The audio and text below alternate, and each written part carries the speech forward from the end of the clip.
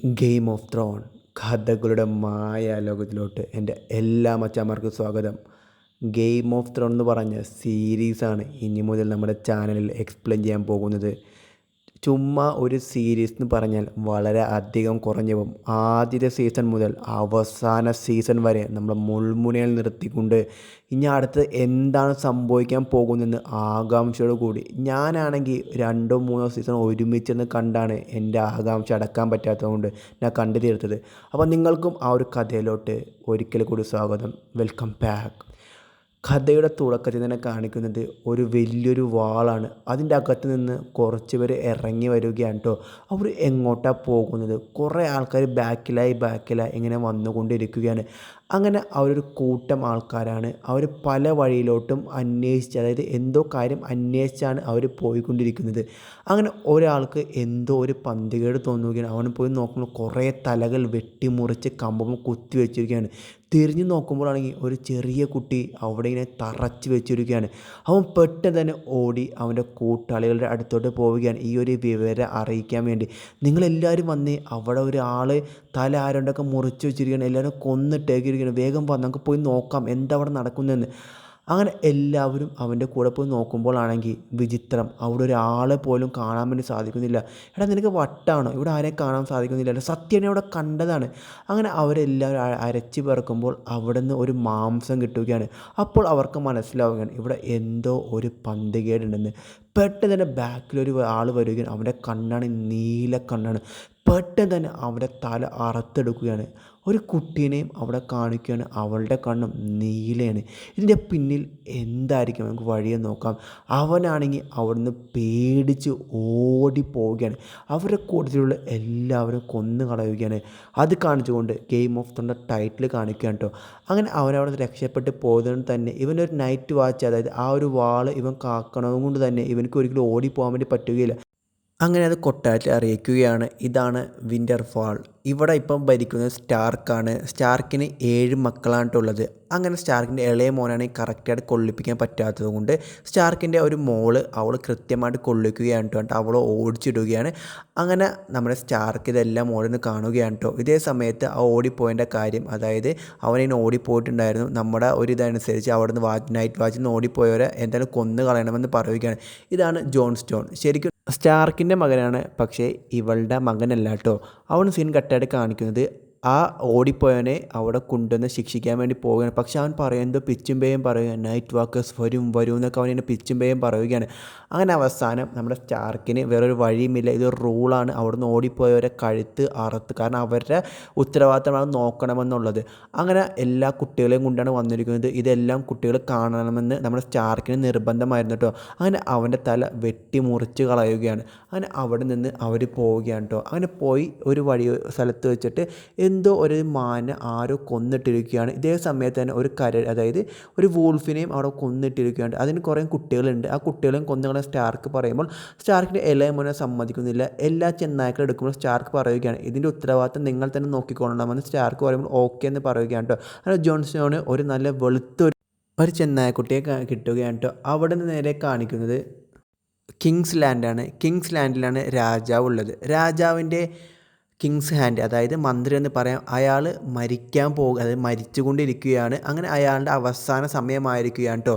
ഇതേ സമയത്ത് നമ്മുടെ രാജാവിൻ്റെ ഭാര്യയും അവൻ്റെ സഹോദരനും കൂടി, അതായത് രാജ്ഞിയുടെ സഹോദരനും കൂടി ഒരേ കാലം ഇങ്ങനെ സംസാരിച്ചിരിക്കുകയാണ്. അവൻ സീൻ കട്ടായിട്ട് നമ്മൾ സ്റ്റാർക്കിൻ്റെ ഭാര്യ എന്നിട്ട് പറയുകയാണ്, അതായത് മന്ത്രി മരിച്ചിരിക്കുകയാണ്. അപ്പോൾ സ്റ്റാർക്ക് അതിനിപ്പോൾ എന്താ, ഇനി അടുത്തായിട്ട് നിങ്ങളും അങ്ങോട്ടേക്ക് പോകേണ്ടി വരും. നമ്മുടെ സ്റ്റാർക്കിൻ്റെ ഭാര്യയ്ക്ക് അത് ഒട്ടും ഇഷ്ടമല്ല. കാരണം നമ്മുടെ സ്റ്റാർക്ക് വലിയൊരാളാണ്. കാരണം അത്ര വിശ്വസ്തന ഒരാൾ, രാജാവിൻ്റെ അത്ര വിശ്വസ്തന ആളായതുകൊണ്ട് തന്നെ അടുത്ത നമ്മൾ സ്റ്റാർക്ക് പോകേണ്ടി വരുമെന്ന് അവൾക്കറിയാം. അവിടെ സീൻ കട്ടായിട്ട് കാണിക്കുന്നത് സ്റ്റാർക്കിൻ്റെ ഏറ്റവും ഇളയ മോൻ മുകളിൽ കയറി. അവനിക്കാണെങ്കിൽ ഇങ്ങനെ പാറയുടെ മുകളൊക്കെ വലിഞ്ഞു കയറുന്നതാണ്. രാജാവ് വരുന്നതായിട്ട് കാണുകയും അത് നേരെ താഴ്ത്തു പോയി അറിയിക്കുകയാണ് കേട്ടോ. ഇതേ സമയത്ത് നമ്മുടെ സ്റ്റാർക്കിൻ്റെ ഭാര്യ ഇത് കാണുകയാണ്. അവനോട് പറയുന്നുണ്ട്, നീ ഒരിക്കലും ഇങ്ങനെ കാണിക്കരുത്, വീണ് പോയി കഴിഞ്ഞാൽ ശരിക്കും അപകടം പറ്റുമെന്ന് പറയുകയാണ് കേട്ടോ. ഇതേ സമയത്ത് നേരെ ഒരു അതായത് നമ്മുടെ സ്റ്റാർക്കിൻ്റെ സ്ഥലത്തോട്ട് വരികയാണ്. നമ്മുടെ രാജാവിൻ്റെ മകനാണ്, അവനും അങ്ങോട്ടേക്ക് വരുന്നുണ്ട് കേട്ടോ. അങ്ങനെ എല്ലാവരും അവരെ കാണുമ്പോൾ ഒന്ന് ബഹുമാനിക്കുകയാണ്. അങ്ങനെ സ്റ്റാർക്കിനെ വന്നിട്ട് നമ്മുടെ രാജാവ് ഇങ്ങനെ കെട്ടിപ്പിടിക്കുകയാണ്. എന്തോരം നാളായിട്ട് നമ്മൾ കണ്ടിട്ടെന്നൊക്കെ പറഞ്ഞ് അങ്ങനെ ഓരോ കാര്യങ്ങളൊക്കെ അവർ സംസാരിക്കുകയാണ്.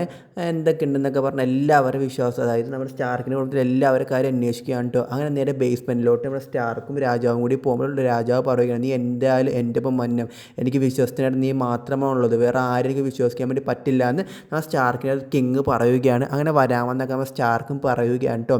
ഇതേ സമയത്ത് അവിടെ സീൻ കട്ടായിട്ട് കാണിക്കുന്നത് നമ്മുടെ രാജ്ഞിക്ക് വേറൊരു സഹോദരനും കൂടി ഉണ്ട്. അവൻ ഭയങ്കര കുള്ളനാണ് കേട്ടോ. അവനിക്കാണെങ്കിൽ കള്ളും പെണ്ണും മാത്രം മതി. അവൻ അതിൻ്റെ കാര്യത്തിലൊക്കെ ആയിട്ട് ഇങ്ങനെ മുഴുകിയിരിക്കുകയായിരിക്കും. അപ്പോൾ മൂത്ത സഹോദരൻ വന്നിട്ട് പറയുകയാണ്, എടാ മതിയാക്കടാ, നിന്നെ രാജ്ഞി അന്വേഷിക്കുന്നുണ്ട്, വേഗം ഈ പരിപാടി കഴിച്ചിട്ട് അങ്ങോട്ടേക്ക് വരാൻ വേണ്ടി നമ്മൾ പറയുകയാണ്. ആയിക്കോട്ടെ ഞാൻ വന്നേക്കാമെന്ന് പറയുകയാണ്. അവൻ സീൻ കട്ടായിട്ട് ബേസ്മെൻറ്റ് കാണിക്കുകയാണ്. നമ്മുടെ സ്റ്റാർക്കിൻ്റെ പെങ്ങളെ ആയിരുന്നു രാജാവിന് ഒരുപാട് ഇഷ്ടം. പക്ഷേ രാജാവ് കിട്ടുന്നതിന് മുമ്പ് അവൻ സ്റ്റാർക്കിൻ്റെ പെങ്ങൾ ടാർഗേരിയൻ ടീം എന്ന് പറഞ്ഞ ആൾക്കാർ ഗോത്രം കൊന്നു കളഞ്ഞിട്ടുണ്ടായിരുന്നു. അവരെ എല്ലാവരും കൊല്ലണമെന്ന് പറയുമ്പോൾ നമ്മുടെ സ്റ്റാർക്ക് പറയാൻ അവർ ഓൾറെഡി മരിച്ചല്ലോ എന്ന്. അവൻ സീൻ കട്ടായിട്ട് ടാർഗേരിയൻ, അതായത് നമ്മുടെ കഥയിലെ നായികയെ കാണിക്കാൻ ഇവൾ കാരണം കൊണ്ടാണ് ഈ കഥ ശരിക്കും ഹിറ്റായത് കേട്ടോ. അങ്ങനെ അവളുടെ, അതായത് നമ്മുടെ ടാർഗേരിയനിലുള്ള ഡെനേരീസ് എന്നാണ് കേട്ടോ ഇവളുടെ പേര്. ഡെനേരീസിൻ്റെ സഹോദരൻ വന്നിട്ട് പറയുകയാണ്, ഇന്ന് നിൻ്റെ കല്യാണ ആലോചനയാണ്. അപ്പോൾ നമ്മൾ ഡെനേരീസ് പറയും, എനിക്ക് കല്യാണ ആലോചന ഒന്നും വേണ്ട. അപ്പോൾ ഡെനേരീസിൻ്റെ അടുത്ത് പറയും, നീ എന്തായാലും ഇത് കേട്ടേ പറ്റൂ, നിനക്ക് ഇപ്പം തന്നെ വയസ്സൊക്കെ ആയെന്നൊക്കെ പറയുകയാണ് കേട്ടോ. ശരിക്കും നമ്മുടെ ഈ ഒരു ഡെനേരീസിന്, അതായത് ടാർഗേരിയൻ ടീമിന് എത്ര ചൂട് കൊണ്ടാലും അവർക്ക് ഒരു കുഴപ്പമില്ല. അതായത് ഒരു പ്ലസ് പോയിൻ്റാണ്, അത് മനസ്സിലാക്കണം. അവിടെ നിന്ന് നേരെ സീൻ കട്ടായിട്ട്, അതായത് നമ്മുടെ ഡെനേരീസിനെ കെട്ടാൻ വരുന്നത് വേറെ ആരുമല്ല, ഈ കാൾ ഡ്രാഗോ, അതായത് ഒരു ഗോത്ര, അതായത് കാട്ടുവാസിനെ പോലത്തുള്ള ഒരു അവൻ്റെ പേര് കാൾ ഡ്രാഗോ. അവനിങ്ങനെ വന്നിട്ട് നമ്മുടെ ഡെനേരീസിനെ നോക്കിയിട്ട് പെട്ടെന്ന് തന്നെ അവിടുന്ന് പോവുകയാണ് കേട്ടോ. അതായത് അവർക്ക് ഇഷ്ടപ്പെട്ടത് കൊണ്ടാണ് അവിടുന്ന് പോയത്. അങ്ങനെ അവിടുന്ന് പോയതിന് ശേഷം അവിടെ സീൻ കട്ടായിട്ട് കാണിക്കുന്നത് നമ്മുടെ ഡെനേരീസിനെയാണ്. ഡെനേരീസ് പറയുന്നത്, ചേട്ടാ എനിക്ക് ഇവനെ കെട്ടേണ്ട ആവശ്യമില്ല, എനിക്ക് ഇവനെ വേണ്ട, നമുക്ക് നമ്മുടെ നാട്ടിലോട്ട് പോകാം. മോൾക്ക് അറിയാൻ പാടില്ലേ, നമ്മുടെ നാട് ഇപ്പോൾ നഷ്ടപ്പെട്ടിരിക്കുകയാണ്, നമുക്കതിന് വലിയൊരു ആർമി വേണം. ആർമി വേണമെങ്കിൽ നമുക്ക് ഈ കാൾ ഡ്രാഗോയുടെ കയ്യിൽ മാത്രമാണ് അത്ര വലിയ ആർമി ഉള്ളൂ. അതുകൊണ്ടാണ് നിന്നെ ഞാൻ അവനായിട്ട് കെട്ടിക്കുന്നത്, അല്ലാണ്ട് എനിക്ക് ഇഷ്ടമുണ്ടായിട്ടൊന്നുമല്ല എന്ന് നമ്മുടെ ഡെനേരീസിൻ്റെ അടുത്ത് പറയുകയാണ് കേട്ടോ. വേറൊരു വഴിയുമില്ല എന്ന് അവൾക്ക് തന്നെ മനസ്സിലാവുകയാണ്. അവിടെ നേരെ സീൻ കട്ടായിട്ട് കാണിക്കുന്നത് നമ്മുടെ രാജാവിനൊരു മകനില്ലേ, അവന് ഒരുപാട് ഇഷ്ടമാണ് നമ്മുടെ സ്റ്റാർക്കിൻ്റെ ഏറ്റവും മൂത്ത മോൾക്ക്. അപ്പോൾ അച്ഛനോട് പറഞ്ഞോന്ന് ചോദിക്കുമ്പോൾ അമ്മ പറയുക, ഇല്ല ഞാൻ പറഞ്ഞിട്ടുണ്ട്, പക്ഷെ അച്ഛൻ അതൊന്നും സൂചിപ്പിച്ചിട്ടില്ല എന്ന് പറയുകയാണ് കേട്ടോ. അതെന്താ സൂചിപ്പിക്കാതെ വേഗം അതിലൊരു തീരുമാനമാക്കാൻ വേണ്ടി പറയുകയാണ്. ഇതേ സമയത്ത് നമ്മുടെ ജോൺ സ്നോനെ കാണാൻ വേണ്ടി അവൻ്റെ അങ്കിൾ അങ്ങോട്ട് വരികയാണ്. എന്താടാ ഇവിടെ ഇരിക്കുന്നത്, വേറെ പരിപാടിയൊന്നുമില്ല ഇല്ലാന്ന് പറഞ്ഞ് അങ്കിളിനെ കെട്ടിപ്പിടിക്കുകയാണ് കേട്ടോ. നീ എന്താ ഇവിടെ നിന്ന് ചെയ്യുന്നത്? ഇതേ സമയത്ത് ജോൺ സ്നോ പറയുന്നുണ്ട്, അങ്കിളെ എനിക്കും നൈറ്റ് വാച്ചിലോട്ട് വന്നം, എങ്ങനെയെങ്കിലും കൊണ്ടുപോകാൻ വേണ്ടി അച്ഛൻ്റെ അടുത്ത് പറയുമെന്ന് ചോദിക്കുമ്പോൾ ഞാൻ അതിനെക്കുറിച്ച് സംസാരിക്കാമെന്ന് പറയുകയാണ് കേട്ടോ. നോക്കി അങ്കിൾ അങ്ങനെ അകത്തോട്ട് ചെല്ല്, അവിടെ എല്ലാവരും കൂടി ഭക്ഷണമൊക്കെ കഴിച്ചുകൊണ്ടിരിക്കുകയാണ്, നീ വരുന്നില്ലേ? ഞാൻ വന്നോളാം എന്ന് പറയുകയാണ് നമ്മുടെ ജോൺ സ്നോ.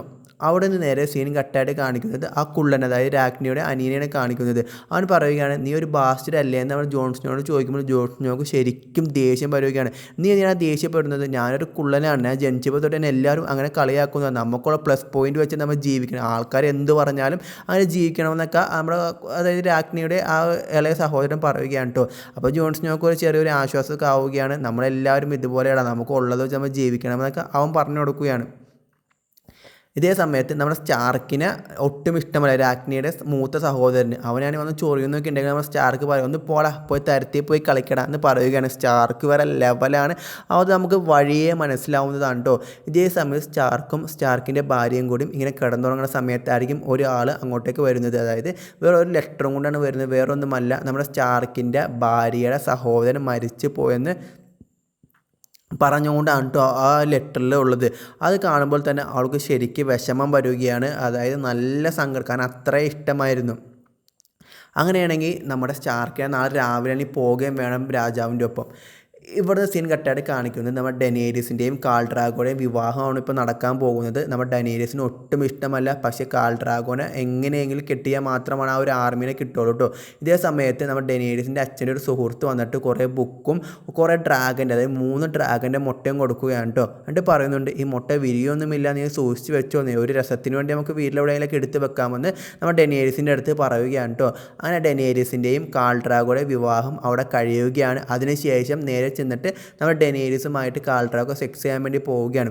അവിടെ സീൻ കട്ടായിട്ട് കാണിക്കുന്നത് രാജാവ് തിരിച്ച് നേരെ രാജാവിൻ്റെ കൊട്ടാരത്തിലോട്ട് തന്നെ തിരിച്ച് പോവുകയാണ് കേട്ടോ. അങ്ങനെ അതിനുള്ള ചടങ്ങിലൊക്കെയാണ്. ഇതേ സമയത്ത് തന്നെ ആ മല കയറി ചെറുക്കനാണ് മുകളിലോട്ട് ഇങ്ങനെ പിടിച്ച് കയറുമ്പോഴായിരിക്കും അവിടെ ഒരു ഒച്ചയൊക്കെ കേൾക്കുന്നത്. അത് വേറെ ആരുമല്ല, രാജ്ഞിയുടെ സഹോദരൻ കൂടി സെക്സിൽ ഏർപ്പെടുകയാണ്. അത് ഇവൻ കാണുകയും ചെയ്യുകയാണ് കേട്ടോ. അത് രാജ്ഞിയും കാണുന്നുണ്ട്. അങ്ങനെ അത് കണ്ടോടുകൂടി ഇവർക്ക് ശരിക്കും പേടിയാവുകയാണ്. ഇതേ സമയത്ത് അവനിങ്ങനെ പിടിച്ചു വെച്ചിട്ട് പറയുന്നുണ്ട്, എനിക്ക് നിന്നോട് ഒരു വൈരാഗ്യമില്ലാന്ന്, അതായത് രാജ്ഞിയുടെ സഹോദരൻ പറയുകയാണ്. പക്ഷേ ഇത് ഇനി നീ കാണേണ്ട ആവശ്യമില്ലാന്ന് പറഞ്ഞുകൊണ്ട് അവനെ നേരെ താഴത്തേക്ക് തള്ളിയിടുകയാണ്. ഇത് കാണിച്ചുകൊണ്ടാണ് ഈ എപ്പിസോഡ് ഇവിടെ അവസാനിക്കുന്നത്.